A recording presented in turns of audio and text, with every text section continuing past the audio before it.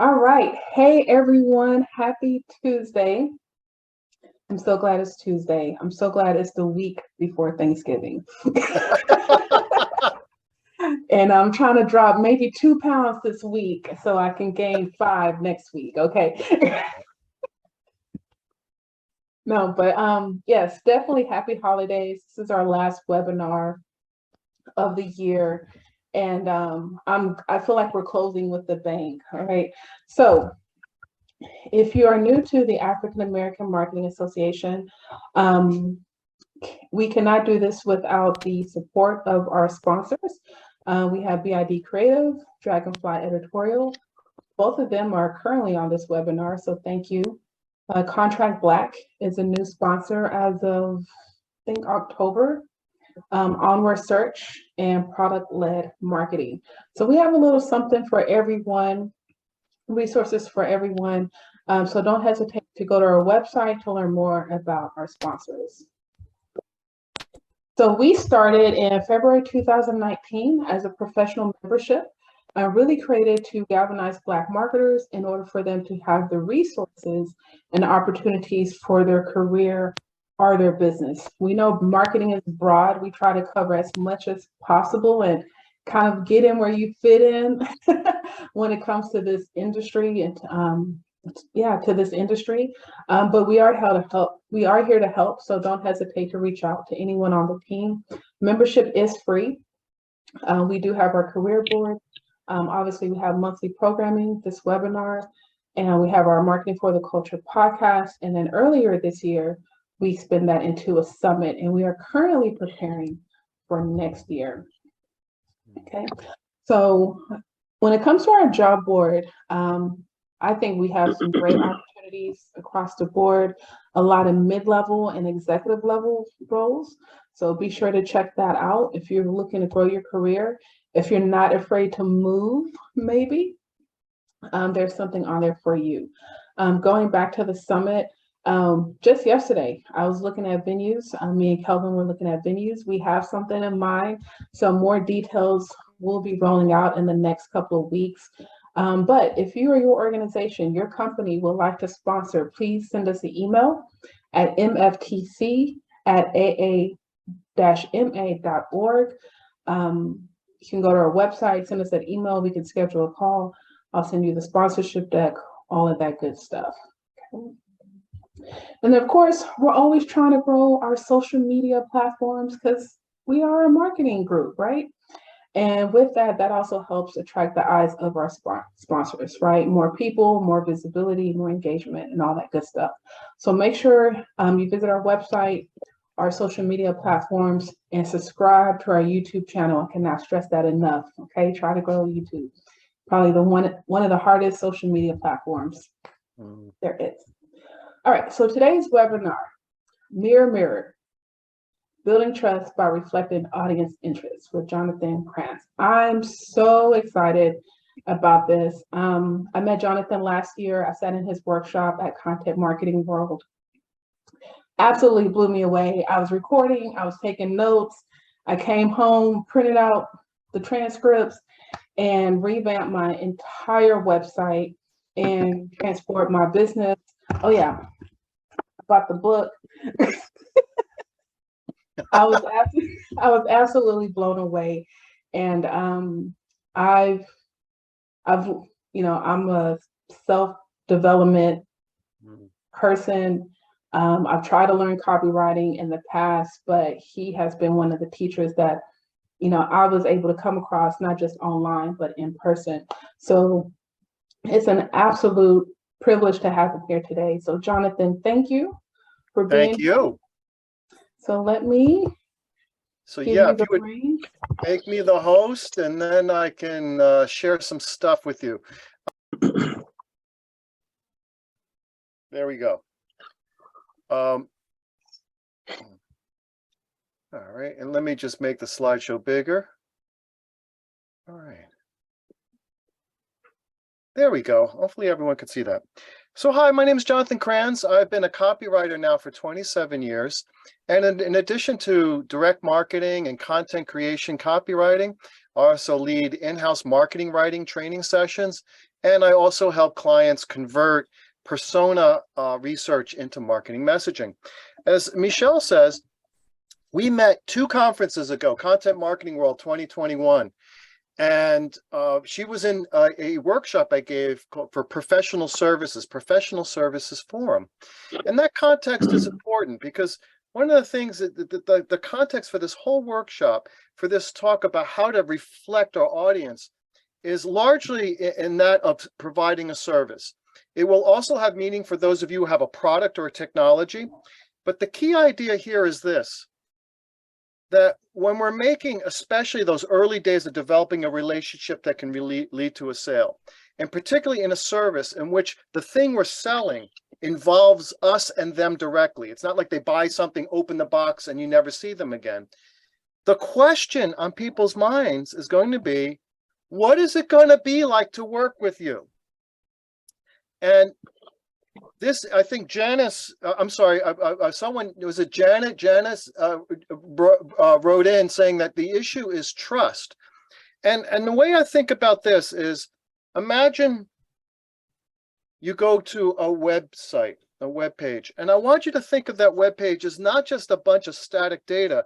Think about it actually as an invitation to actually visit somebody.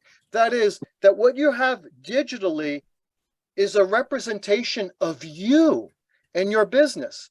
Because remember, you're talking to people who've never met you before. They don't know you. They don't understand your values. They don't know anything about you, your reputation. This is the stand-in, that content you create out there. Typically, I'm thinking like a web presence. What can we do to create trust? What can we do to mirror what we do in real life? For example, real life, if I hosted a party and invited all of you to come over, right? You come, knock on the door, I open the door. Here's what I shouldn't do, right? If I'm a bad host, I would do this. I'd say, hi, I'm Jonathan Kranz, and I've been a copywriter for 27 years, and I can do this, that, and the other. You can sign up for my newsletter here. That would be rude. That would be rude. And instead, think about how a host greets you. Knock on the door. First thing, I say, hey, Michelle, Kelvin, Dana, Kel, Janice, Betty, etc. I acknowledge you. I say, I get you. I know you're here. How are you? Then I move into an empathy with things that probably concern you. Now, if I'm hosting a party, what am I going to tell you? I'm going to say, hey, listen, I got some snacks in the kitchen. There's some drinks in the cooler on the back porch. And the bathroom is upstairs. Just go up and make the first right. Because I'm thinking empathetically, you just drove an hour to get here to my party. I'm thinking about your understandings. And then, of course, I'm going to be even more helpful to you. I'm going to say, yeah, the Super Bowl's on the screen in the such and such room over there. And hey, have you seen Joe? Joe has been dying to talk to you. He's right over here. So think about those 3 steps. I want to acknowledge who you are, the people coming to your site or reading your content. I want to demonstrate the ability to understand your priorities, what's going on with you, not with me trying to sell you something, what's going on with you. And then finally, I want to demonstrate that I can produce value right now. You don't have to sign up for something, you have to purchase something. I can prove my value to you right now. Well, how does this look in real life? I want you to consider this website. Unfortunately, we're not going to stay on this page long. All I want you to do is to show you that this is a real website. Yes, it's a few years old. And I've taken the copy here, all the words, and I put them here to make them more legible. I created that headline. It says, let me tell you about me. So this is an example of that me first approach, right? I'm the head-on consultant. I'm going to talk about head-on consulting. So forgive me for reading. I'm not supposed to do that, but it makes sense here because I want you to listen to the tone of voice for attitude.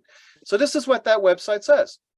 Head-on Consulting is a French-registered company offering independent legal advice and assistance to English-speaking people around the world who are purchasing, selling, or own real estate property in France, whether it be a holiday home, a principal residence, or in connection with a small business. Now, I respect French too much to try to pronounce the next line, but you recognize the subhead is in French, and underneath it says, this adage, which implies that no one should be unaware of the law, is one of the principles on which French law rests. Further, this is why our services are designed to ensure that our clients are aware of the procedures, the law, their rights and obligations, thus fully protecting their best interests and cover many aspects of real estate property transactions and ownership. Now, I want to give Head-On Consulting credit for at least being clear about who they are. I'm like you, I've been to many websites, especially for consulting firms, read through the site and have no idea what they do. It's so abstract, so vague. They optimize this and they create solutions personalized for this, that, and the other. What do you do? At least they're telling me they're involved in real estate, French real estate for English-speaking people. But I think we can do even better. And then the next slide, I'm going to show you what I rewrote based only on this information. I didn't interview the company. I didn't go deep into their site. I just took what they had here and applied the principles I just discussed with you. The acknowledgement of who they are, and empathy with their priorities, and ability to offer something of value to them immediately. So this is the opposite approach. Let me tell you about you who's come here. If you speak English and own real estate in France, that's who you are. You're the person who speaks English and owns real estate in France. Now I shift into their empathy, empathizing with their priorities. You face special challenges. Like what? Your command of the language may be insufficient for handling complex negotiations, such as purchasing, selling, renting, or leasing. Notice I didn't insult them by saying, you big dog, you do not speak French, you are useless. No, very polite. Very polite. Your command may be insufficient for these complex things. That's good. That's a good idea to do, because I anticipate that many of these people will have some ability to speak French, but probably not good enough to do a legal document. Okay, let's go further. And French law is very different from that of England, United States, and other English language nations. Okay, getting to an important thing. Now here's that subhead. And if the people are having trouble understanding French, maybe it's a good idea not to put the subhead in French, right? So let's put it into English. The French expect you to know and understand their laws. In fact, it's one of the foundations of French law, and there it is. I prove I know French. There it is. I just put it there. Or no one should be unaware of the law. When you transact real estate in France for personal reasons or for business, the obligation to understand the law rests on you. Dun, dun, dun. You can feel the drama, right? Fortunately, Head-On Consulting can help. Here's the part 3. On this site, you'll find. Now, notice I didn't say Head-On Consulting can help. Give us a call at. Write us at this email address. No, no, no, no. On this site, you'll find. You know what would be good here? I would direct them to a glossary of translating real estate terms, French, English, English to French. Maybe I have a map of France with the different arrondissements and all the different regions. And this, maybe I have like a logbook of certain laws, a coalition about real estate in France, but something useful to them. So I'll give you an example from real life. And in a moment, I'm going to shut this down and we're going to go work on a document together. So this was a company I did an About Us page. And About Us pages are, of course, the greatest temptation to do the chest beating. I'm going to say, don't do that. Even here, even on an About Us page, I think you should be talking about your audience, your marketplace. So for example, this company, RiseX, what they did was, oh, please excuse me, pardon me. This company, RiseX, they collect, repair, and redistribute barcode scanners and other point of sale equipment. So if data collection matters to you, that's who they are, then you matter to us. You could say that RiseX is in the barcode and ADC equipment business, but that's not quite true. We're really in the business of serving people who depend on data collection. That's them. The other people that depend on data collection. That's who's coming to this website. Further, what can you get here? I've combined two things, the empathy and the usefulness. You can get objective advice on new or refurbished equipment. That's important. You can get repairs even on discontinued equipment, which is even more important because you could be stuck with something out of date and not be able to repair it. And then finally, what do you do at end of life? Environmentally responsible equipment disposal. In fact, RiseX says we provide an entire package of technology, service, and expertise that covers all aspects of barcode data collection. And then after that, yes, you have the traditional, you have to have the contact information, etc. Now, let's apply these principles to your own businesses or practices. So I want to stop sharing this and I want to share a different document. And that would be here. All right. And perhaps I can make this, can everyone see this clearly? seeing nodding of heads. I'm not seeing everyone. Yep, you can unmute. Good. So what I'd like to do is I'd like to invite, if you can turn on your audio and speak up. I wanted to walk us through step by step and how we would do this in real life, working on your business, your stuff. So remember, the first thing I said is we want to acknowledge the audience. Who are we talking to? And typically that means, since we don't know people by name, obviously coming to our website, we're going to speak to them in the generalized you in terms of their industry, role, title, or function. So if you're the HR manager for a fintech company, for example, et cetera, et cetera. So I want to start by seeing if there are any volunteers here who would like to apply this principle perhaps to a new web page you're developing or a piece of collateral, who would be willing to volunteer to us and tell us their story. Is there someone who will volunteer? Is Kelvin raising his hand? Yes, I am. Can you hear me? I can, Kelvin. So before you begin, just tell me what your company is and what your role is in this company. My role is a CEO. Level 3 Media is a lead generation company. And I'm at the point now where I feel as if I've identified a niche audience to go after. And now I'm actually at the time where I'm reconfiguring my website with the different copies. So this is really timely for me. Oh, right. So Kelvin, who's that niche audience you're going to go for? Financial service professionals.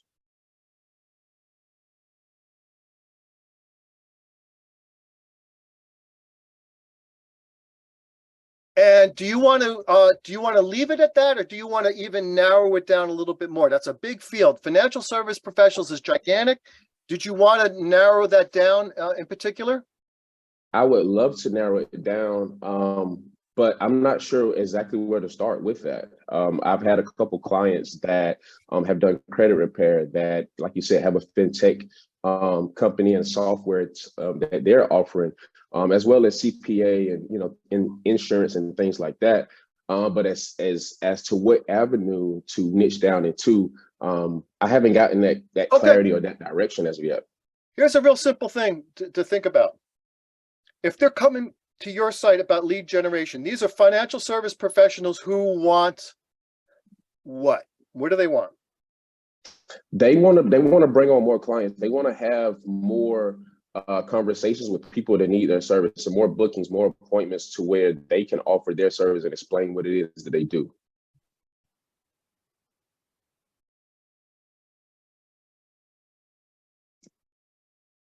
Okay, so the who we have here is financial service professionals who want more bookings and appointments to sell their services. Kelvin, is that okay? Yes. Okay, great.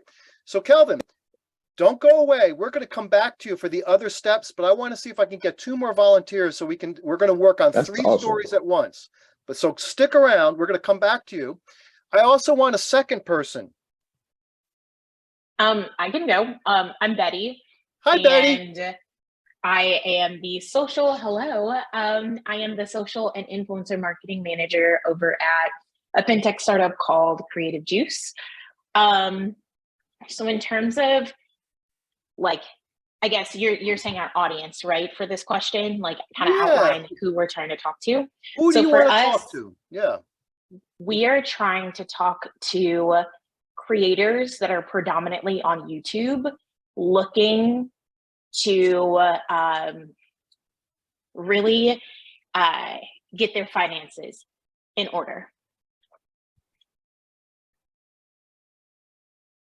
Their business finances. Ah, thank you. Oh, you read my mind, Betty. You read my mind. Now, these are, I love this. These are 2 great. I just use YouTube creators, though, Betty, I acknowledge that what you said, it could be a larger than that. But just for simplicity, for the example, just say YouTube creators. But this won't be, you don't have to limit this yourself. I'm just doing it for the sake of our argument here. And also, Betty, stick around. We'll come back to you. I'm looking for a 3rd volunteer. Tell me about who they're trying to reach. I'll go. And who said that? Who said I? Colin. Yeah. So I'm a sales coach. So I'm looking to meet other coaches who are struggling to enroll coaches or course creators who does high ticket sales, and they want to learn and develop a process to do that consistently, enroll people into their programs.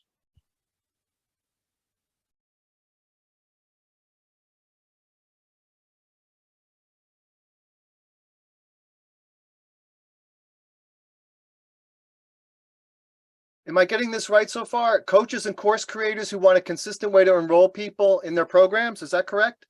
Correct. Oh, excellent. Through sales conversations, not copywriting. Okay. So so it sounds like what you're doing then is that whatever copy you create is really just to draw people to a point where you can have that sales conversation. That you want to get to that sales conversation, correct? Correct. Get to a booking and beautiful. Enroll. Perfect. This is excellent. So now we got a sense of who they are. This is really important right away. Even if you just did this, think about how you would improve your website so that people go on the site and they say, oh, I belong here. This is the right place for me. You know that most of the time when I go searching, I don't get that experience. I don't get that confirmation that this is the right place. When you acknowledge who your audience is, who you're trying to talk to, you give the right people, the people you want to talk to, confirmation that they're in the right place. So that's a great start.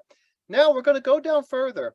And remember, the second step is they've knocked on the door, you've opened it, and you acknowledge them. Now, you have to you want to show an understanding of what issues are going on with them. What are their priorities? What are their concerns? The way I like to think of it is that people usually, when they're ready to spend money for something, it's for two reasons. There's a goal they want to achieve or a problem they want to solve or avoid. Either way is good. So you could say, when you think about their priorities, you want to say, what is it that these people want? And then the second part I wrote here, what's at stake is another way of saying, well, they want something. Why does it matter? Now, sometimes that seems obvious. Well, duh, of course you need more leads. And sometimes you don't have to say more than that. But other times, for example, when I'm talking to people and I say, you want to get more leads, and they say, well, what's at stake? And I say more leads in a systemized process. Well, what's at stake is you want an even cash flow throughout the year so you don't have all these peaks and valleys, for example.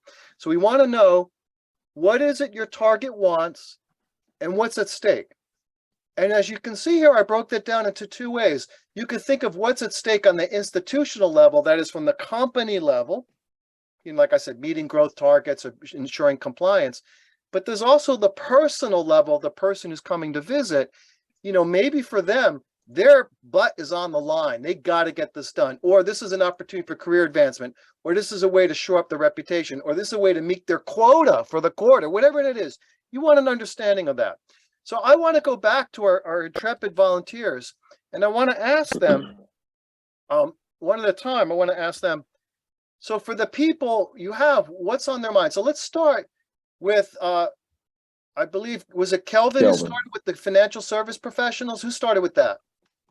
Yes, that was me. That was Kelvin. So Kelvin, tell me about these financial service professionals who want more bookings and appointments to sell their services. Tell me what's going on with them. What do they want and why does it matter? Yeah, to me, what I'm gathering is that they want a consistent flow of individuals who understand what they can do and also are kind of primed to buy. And what I feel like that's at risk for them, or did you want to go to the second part now, or? Yep, go ahead, keep going. Okay, I think what's at stake for them is, like you said, having those inconsistent months where they don't understand where their next lead is coming from, where their next sale is coming from, and then I think the inconsistency of having people to speak and to talk with, it'll affect their sales process, which will in turn affect the amount of people that they roll in. And I think what they're missing personally is a is an outline customer journey of how they go from lead to kind of long-term nurture sequence to, you know, having just, I think that is what will build the pipeline for them if they insert really some of that information. So you've kind of described part of what you're going to do for them. You're going to have this outline process. And Right. let's hold that. What I want you to do is hold that thought. We may use it in the third part because that's going to be the Okay. how. So when we think about what it matters, they need a consistent flow. And the reason it matters is that it's, what would you say? It's a steady revenue or, you know, stable revenue? I would say for their professional morale, to always have that confidence of how they're growing their business, being able to talk to people, because I think they have really solid businesses. They just don't have enough people that know about it.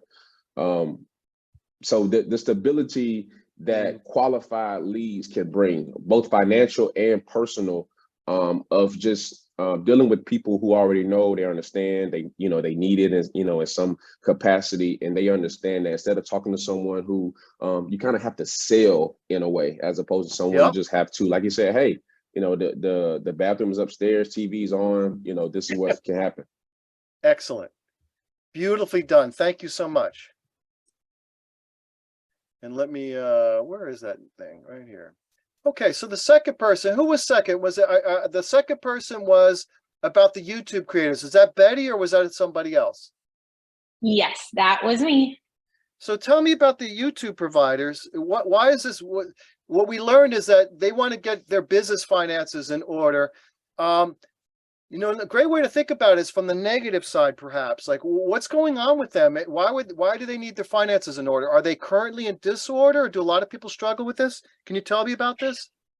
Yeah, so I think from that perspective, the biggest concern with YouTube creator or just creators in general is that since there's really no cap that you can make on your money, and there is also, you're not necessarily reporting to someone, it's kind of like you don't have a framework in terms of your money management. And also, if you think of, you know, a creator trying to purchase property or purchase a car or something, many banks don't necessarily understand, like traditional banks anyway, don't understand what it means to be a content creator. Therefore, there really isn't a way to help prove those earnings or even get, you know, financing for creator equipment or even qualify for those big purchases, because banks just don't know. That's excellent. So let me know if these words work for you. So what I wrote for you was, many creators struggle to create a framework for money management that fits with the special conditions of their business. Is that correct? What would you do? Yeah, I would definitely say we can change that's fitting. We can make that better. What's your hesitancy? Is there a way to improve this, Betty? Because I think the thing that we're maybe missing is touching on kind of the discrepancy of a traditional bank understanding a creator's financial needs. So it's kind of like, it's almost like two-pronged, right? So it's like from the creator's perspective, money management and wealth management, but also from a traditional bank perspective, traditional banks don't meet the needs of creators. All right.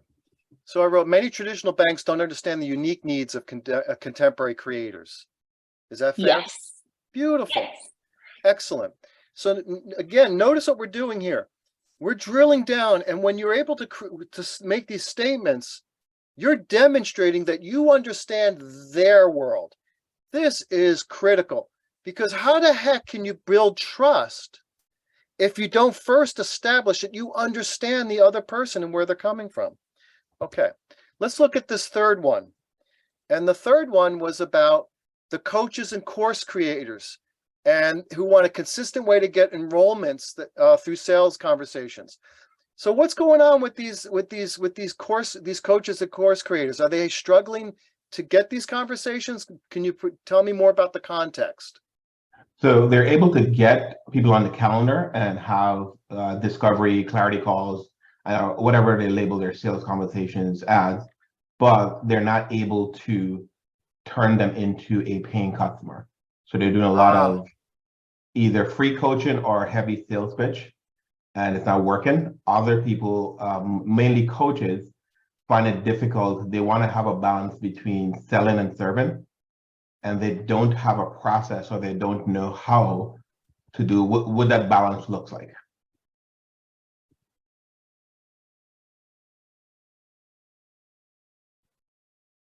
So you can see what I typed there, and let me see if I got close, if we need to modify it. Coaches and course creators have trouble converting calls into revenue generating business. Is that correct? That's it. And what I do is I share them a process I call the bridge method. To it's a relationship building process and a creation building process that through the conversation, they're able now to sell to the specific need of that person if their product or their coaching matches the pains that they have. Okay. So here's what I'm going to suggest to you.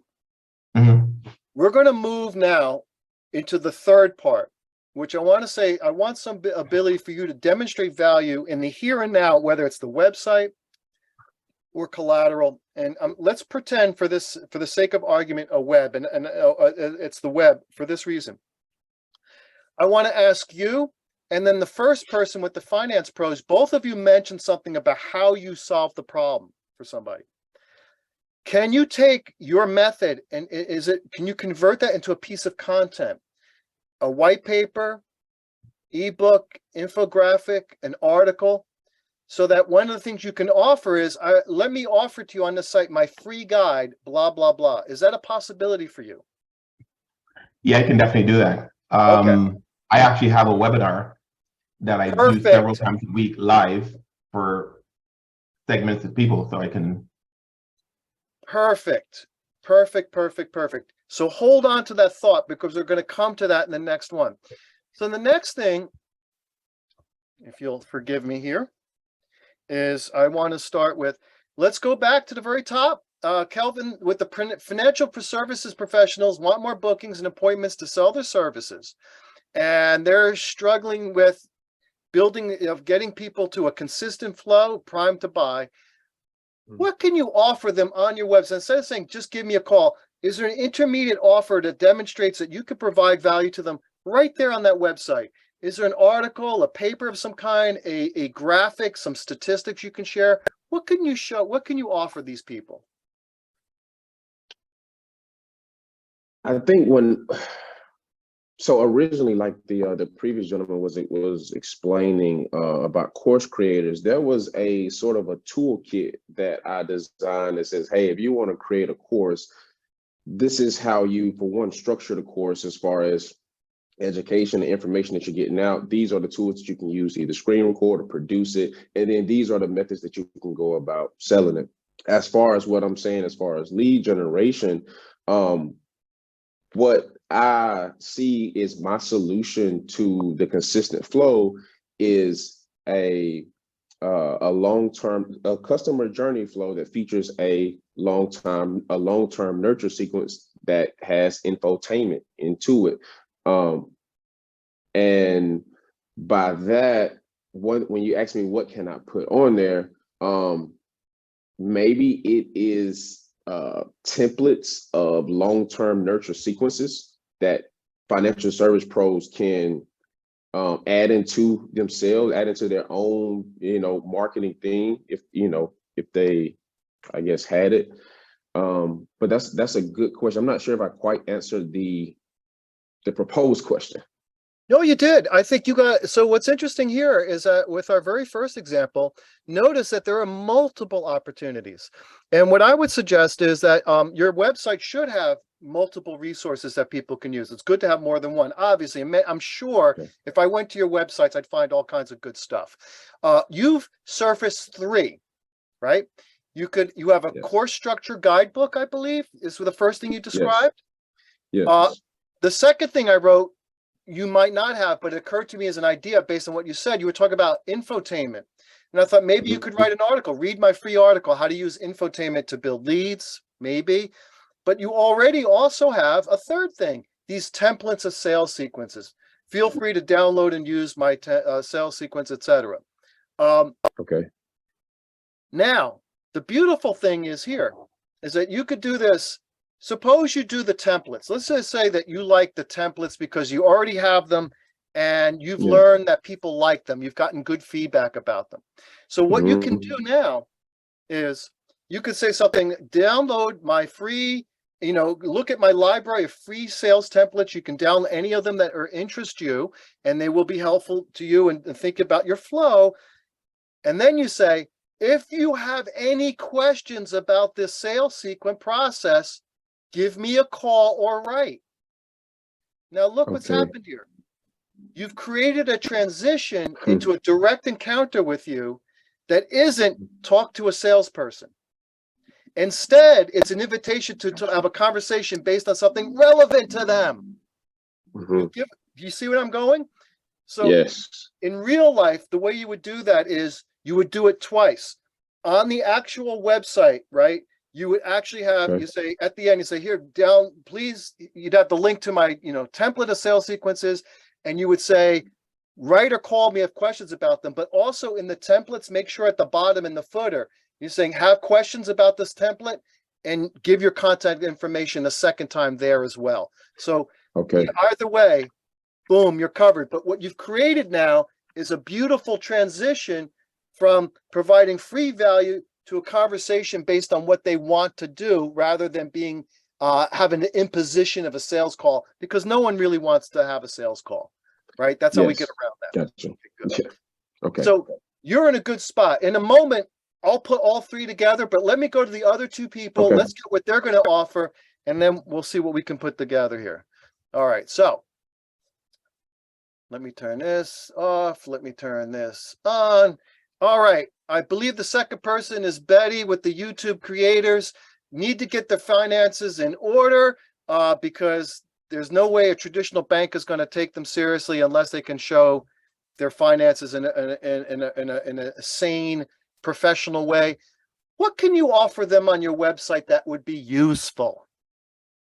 So one thing that we've really tapped into is like creator education. So not just educating around our product, but also just general, like, okay, how to negotiate a brand deal, or, here are some content creation tips, and here's how to batch plan your content. So definitely a lot we can offer in terms of creator education. Another thing is just kind of general, I guess, like I would call it general juice education, which is just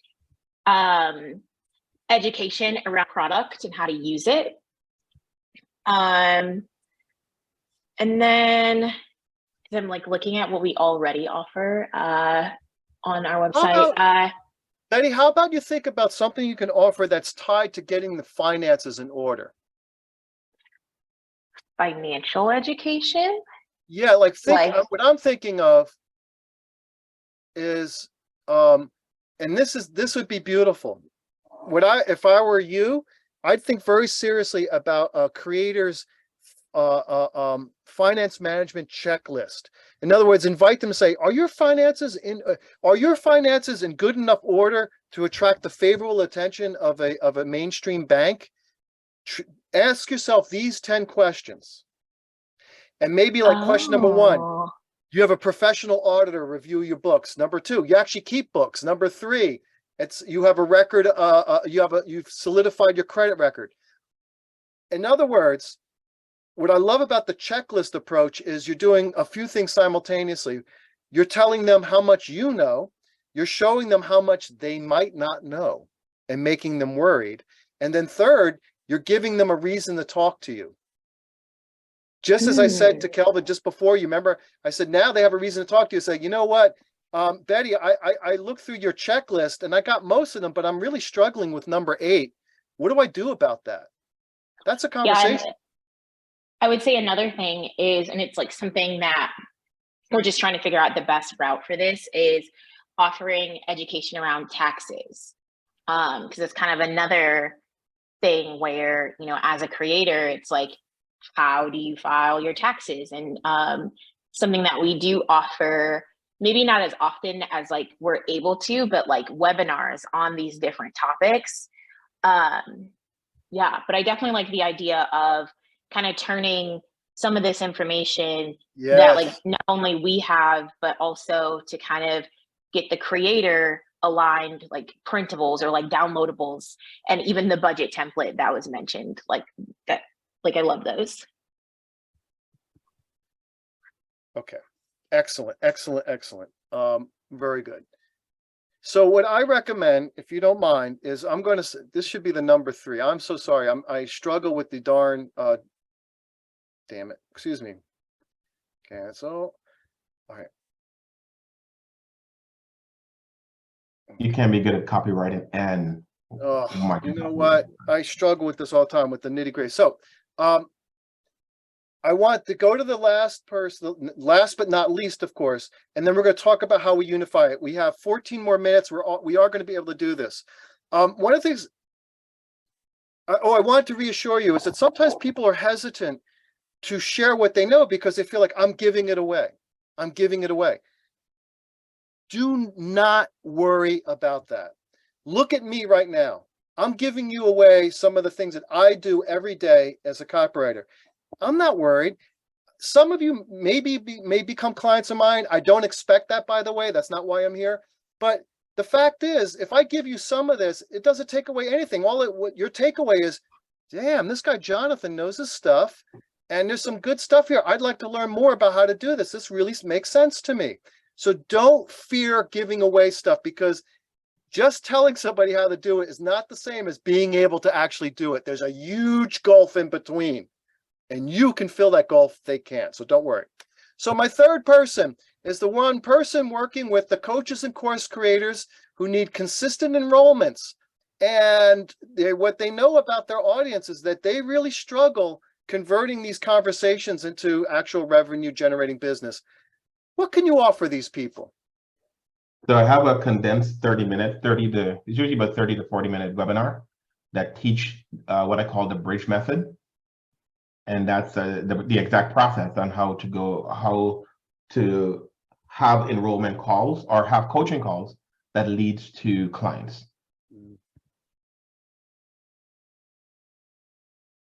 I also have a PDF with 10 coaching questions to enroll more clients. I love that. That made you excited, sir. 10 coaching questions. Go ahead, keep going. 10 coaching questions to enroll more paid clients. Okay. Here's what I think. I love your 30-minute webinar, but that is extremely generous on your part. And more importantly, that requires 30 minutes of your damn time. That's a lot. Okay. It's recorded. They can. Oh, it's a recording. Oh, beautiful. It's on demand. It's an on demand. It's on demand. Oh, let me make a note. Okay. So you got, what I would say here is you got 2 great ones already. Do you want to do a third one just like everyone else, or are you content with those 2? I have a third one. It's an audio. It's an audio and a PDF. It's called the ASK formula, and it's just it's a surveying kind of process to warm people up to what you do. Like 2 things. It qualifies prospects to see if you want to work with them, but also you get potential customer data. I love all of these. Good. What I want to thank all 3 of the volunteers, because all of you have come up with things to contribute that make sense. Remember this idea of building trust? All of these can help build trust because they reinforced your ability to deliver value. So let's see if we could pull these together. What would this look like then in real life? Let's start with the first one. Let me do some cutting and pasting and see if we could pull these into actual stories. And all right, stop this, turn that off. No, I don't want a list. Stop with the list. That's what I want. Okay. And then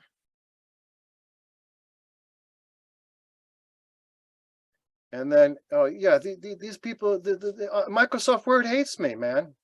So let's take these three things and put them together. And obviously this is all, look at this. So imagine this, we have a paragraph, and I'm going to rewrite this. Suppose I'm just going to do this in the simplest, most brain dead way possible. If you are a financial service professional who wants more bookings and sell services, you need to establish, again, I'm just off the top of my head, a consistent flow of individuals primed to buy that gives you qualified leads, that brings confidence in your business. Beautiful. Then you might say something, you know, then you could add in, this is the place you add in about, what's the name of your business? Level 3 Media. Yeah, and then you talk about this, you can't talk can, and then you say can, and you go blah, talk about what you do. Okay. And I don't mean, when I say blah, blah, blah, I'm not being disrespectful to what you do. I'm just saying this is the placeholder where you would do it. So you'd start with, if you're a financial service professional, and I would obviously drop the S over here, the plural, who wants more bookings and appointments, you need to establish a consistent flow of individuals around the buy. Now, when you get to this part where it's in brackets, my friend, you would say level 3 media helps you build flow by doing X, Y, and Z. And then you would go, and then you would do this transition to learn more about how we work. Start with our free blah, blah, blah, and then you go into templates of sales sequences, down that, and with the hyperlinks, etc. Does that make sense to you? That makes that's a lot of clarity that I've been looking for. So that makes that makes a lot of sense. I appreciate it. You liking that? So look, I love it. Even if these exact words are not the right exact words, I think you understand conceptually where we're going, who they are, your understanding of what's urgent to them, connect your business level 3 to what's urgent to them, and then show right in your site, there's something more about how we do it. Check out these templates. Does that make sense? Yeah. All right. That makes sense. And I would assume for the blah, blah, blah, that's when you would, at best case scenario, fill that with keywords, especially on web, correct? Well, it depends on the context. You're going to want to put your keywords into your headlines, your subheads, and yes, but make sure they feel natural. Do you know what I mean? Make sure they actually make sense in the content, because the last thing I hate when I go to a site and I could tell that a sentence constructed of search engine terms and then doesn't make sense. So just be careful. But yes, you could put your search engine, your SEO terms there, especially if you're confident that they really resonate meaningfully with that audience, which they should. Is that cool? Okay. All right. Yeah. By the way, I will send these notes to Michelle, and then she can send them to anybody who wants this document. She'll share them with you so you can get them. So let's talk about our second person here. So we got, again, forgive me all the cut and paste and be patient with me. Let's see what we could put together for your story. And we'll just start right here on page 3. So we have this, and we want to get rid of this. Stop that. No, I don't want to list at all. Stop with the list. Okay, YouTube creators. And then this part, see, and of course this will go here and it'll become a list again. Oh, and then what are you going to offer? I love this. Okay. Yeah, I like that too. That's my best. That's the best one, I feel. That's a really nice one. So now this, obviously we have to tweak the, this one, I'm going to just talk this is almost written, right?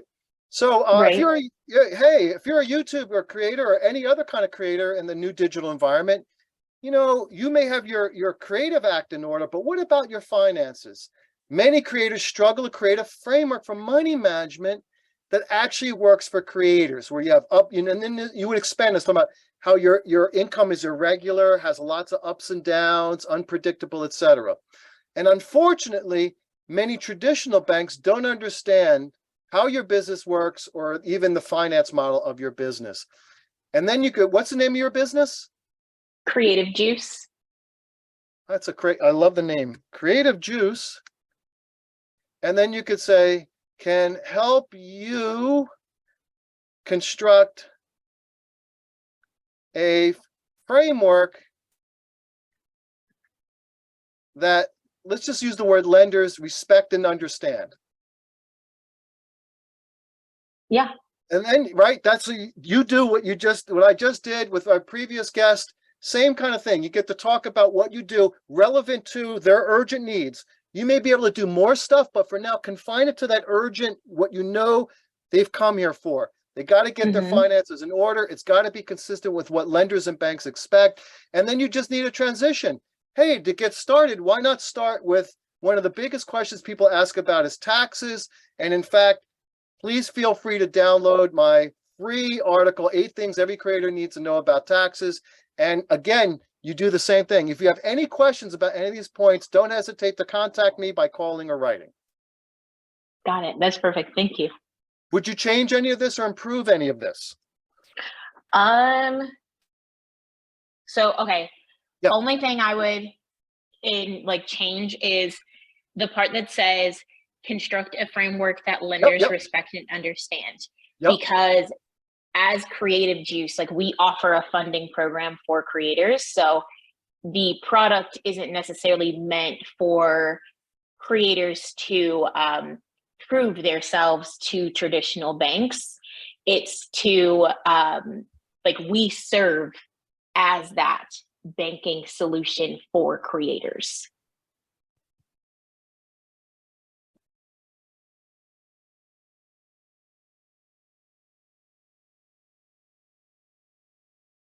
So Creative Juice can help you build financial stability by serving as your banking solution. That's a very crude way of putting it, but is that closer?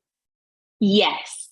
Beautiful. So excellent. This is the kind of back and forth. By the way, if you're ever working with a professional copywriter, you should demand this kind of back and forth. If you don't get it, get a different writer, because this is important. I got 3 more minutes left. If I go a little bit overtime, is that okay? Can people hang on for a minute? But we're almost there. Is that okay? That's fine with me. Okay. So I want to work. Please do. All right. So I want to work with the coaches and creators. And the problem they're having is conversion. Very, very common problem. All of us struggle with it. And we have, which is your favorite of your offers? You want to go with the 10 coaching questions to enroll more paid clients, or the bridge? Which one do you like the best? The 10 coaching questions is a good lead-in. Okay, great. Because it leads to, they can get on the webinar within there, there's a hook to get on the webinar. That's exactly right. Notice, I hope everyone heard you and understood that. So now what you have is a back pocket thing. You lead with the 10 coaching questions, but you're not stuck. You also have another thing to offer. If they download that, and suppose you have a feedback mechanism, you know who got what, you can follow up and say, hey, I noticed that you downloaded my 10 coaching questions. If you found that useful, perhaps you'd be interested in my webinar. So you have a backup offer to keep the conversation going, right? Yeah. Beautiful. So let's see if we could tweak this to be more useful to you. Coaches and course creators, as a coach or course creator, you need a consistent way to enroll people in your programs. You have to have you have to have these sales conversations that can convert into revenue generating business. What's the name of your business? It's the course I have is called Selling Coaching Made Easier, but my business is CY Trillion Solutions, just for government reasons. That's not the brand is basically myself. Okay, so which one of the 3 would you like to go with? The official name, you, or the name of that offer? I would just go with my name. And what's your name? Colin Yearwood. So I could say, I can help you. So I'm going to do this. And then make your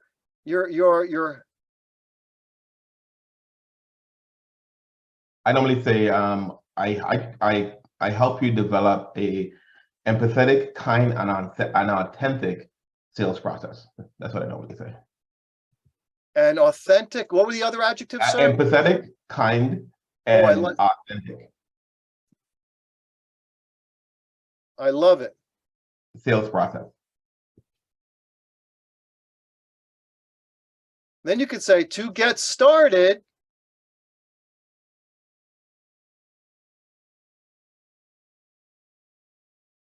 and then you go right into it, right? Okay. Mhm. So all you have to do is just tweak the initial language. If you're, when you can say if or when you're a course of sales creator, you need to get more enrollments through having more productive kinds of conversations. Many of us, however, struggle to convert those conversations into real business. I, as the proprietor of X, or I've developed a program to help you develop an empathetic kind of authentic sales process that can help you generate more leads and be more useful to more people. To get started, download my free blah, blah, blah. And then you could also say, and then if you want to learn more, you can lead them to the other resources you have as well. And again, the same caveats. If you have any questions about my 10 coaching questions, contact me, etc., etc. Okay, great. I'm going to close this so that I can face you once again. And I recognize that we're at the end, but for those who want to stay on, I'm more than willing to take on a few questions. Is that okay with you, Michelle? So Absolutely.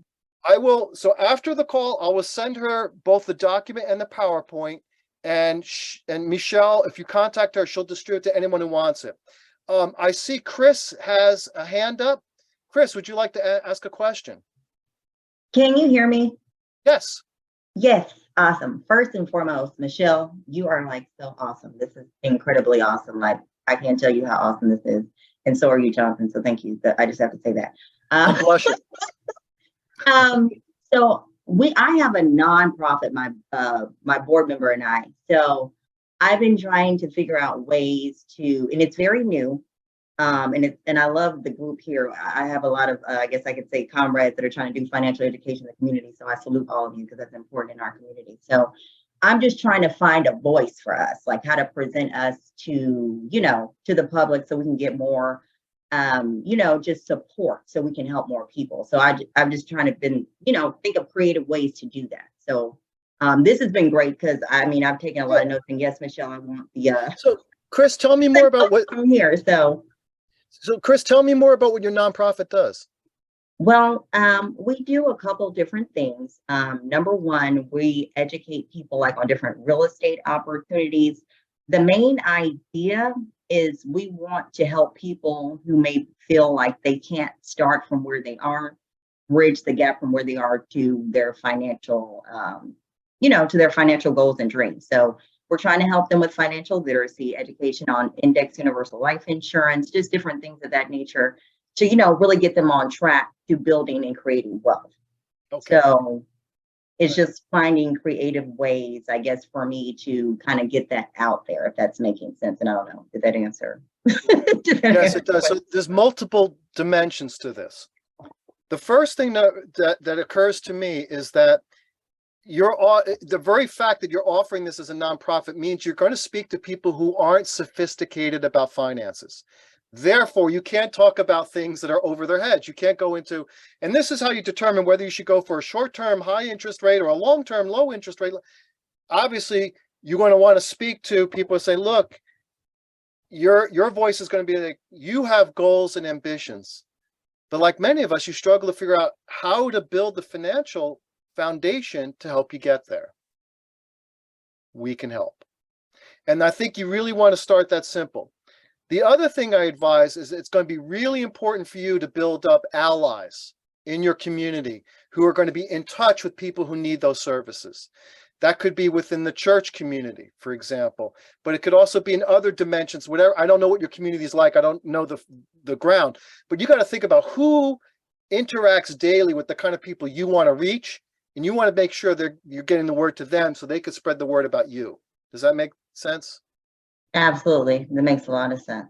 So what I would do if you're looking for a web presence is I think that when your opener may be, just to reassure people, we're for anyone who has goals they don't know how to reach financially. And we're here to help you figure out how to get there. I would make it as simple as that.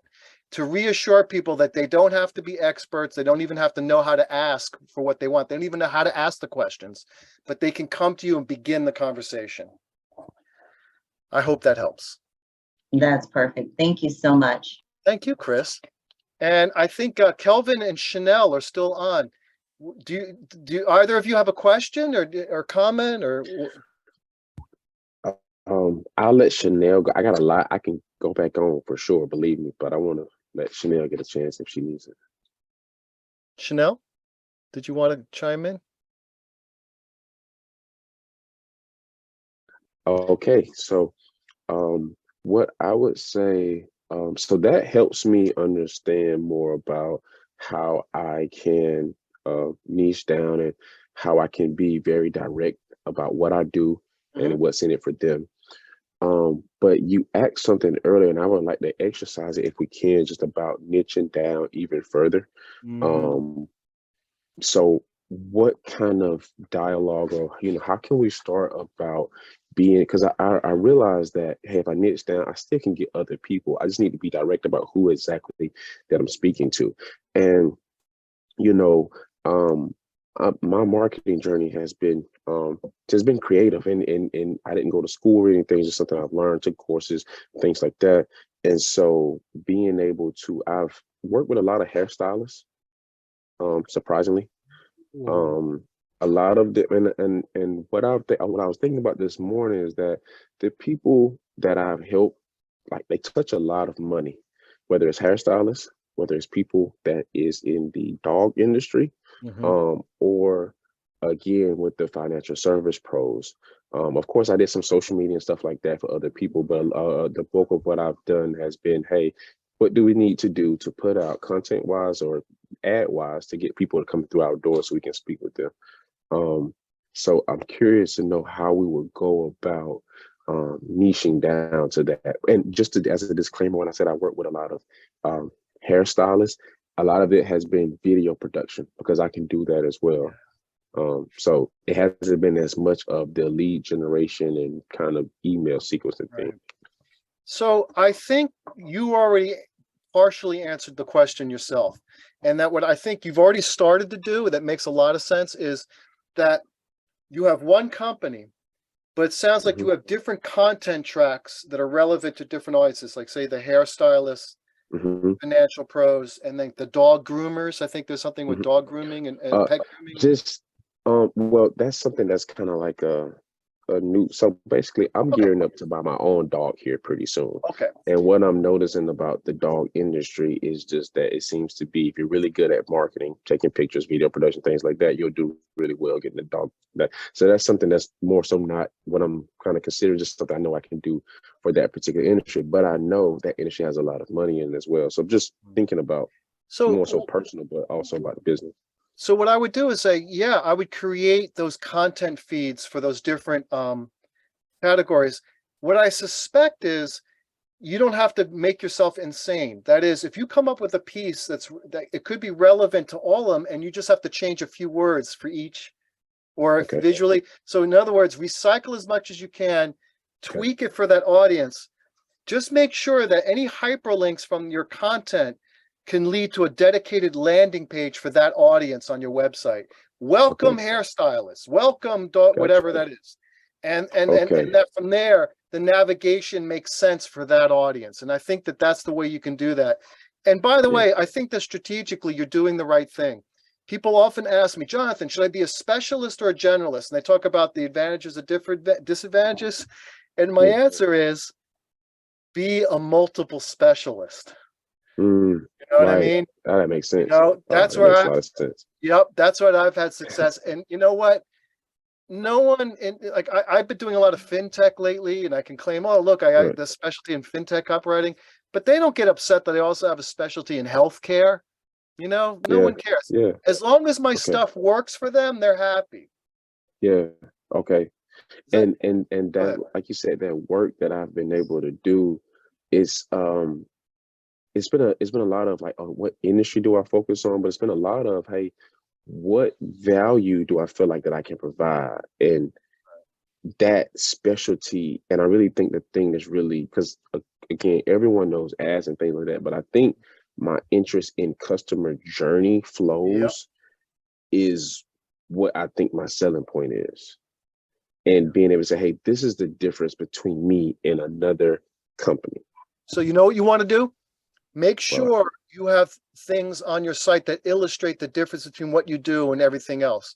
You may, in other words, it could be a case study. So paint, in other words, you want to paint a picture of what your customer journey process looks like, as opposed to just traditional lead generation, right? Okay. So that people understand when they're talking to you, well, what do you mean by a customer journey? You want to paint a picture of what a customer journey looks like. You can either do that in the abstract saying, this is my process, or I like this better, having a case study. Look what I did with this client. So-and-so had this goal. This is what we did to meet that goal, and these were the results. So whatever, so what I would suggest to you is that any way that you can make your work concrete and visible is a plus for you. It'll make it easier for people to understand what you do. That makes sense. That makes a lot of sense. Okay. So in respect to Michelle's time, I'm going to wrap this up.